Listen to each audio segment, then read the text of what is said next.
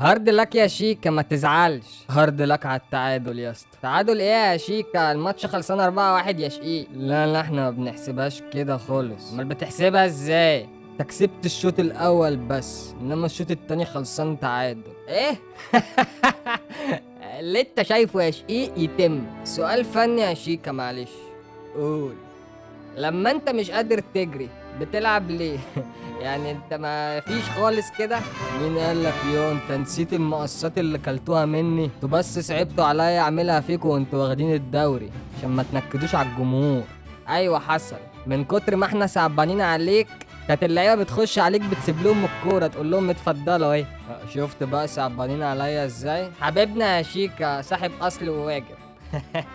كده كتير يا شيكا، بجد اوفر.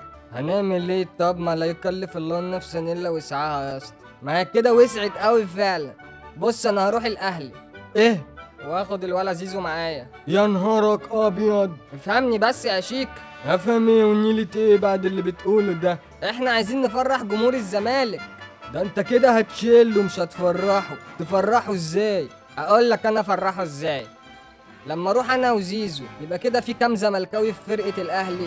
ده كده يبقى نص الفرقة عندهم زملكاوية بالظبط. يوم ما الاهلي يكسب بطولة كلنا هنفرح كلنا. لما بيقولوا عليك انت احسن لاعب في مصر، اما انا ابقى ايه جرى يا غريمي في ايه؟ غريمك؟ تبا لاحلام البسطاء يلا. غريمي بأمارة ايه ده انا ما شفتش منك رجا. ده انت ما سددتش في حاجة. هو انت عشان كسبت هتتنطط علينا ولا ايه؟ انت فاكرني فرحان عشان كسبت ده العادي يلا. ده بالعكس، ده انا زهقت.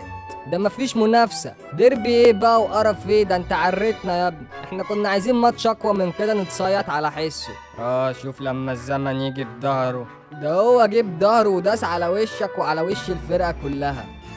بقول لك ايه، شوف فرقة غيرنا تنافسها شوف لك فرقة على قدك كده. انبي غزل المحلة. اقول لك الاسماعيلي لايق عليك قوي، تصارعوا على الهبوط من الموسم اللي جاي. لا يا اسطى مش للدرجة دي يا اسطى. بقول لك ايه، هو مش الاهلي كان عايزني؟ قول له يبعت عرض كده وانا هفكر. يبعت عرض لمين يا ابني؟ ده انت اللي تبعت له عرض. طيب احسن برضه، هسيبك انا عشان عندي بطولة عربية. خد بطولة ايه؟ تعالى ده انت هتعرنا وتعر مصر.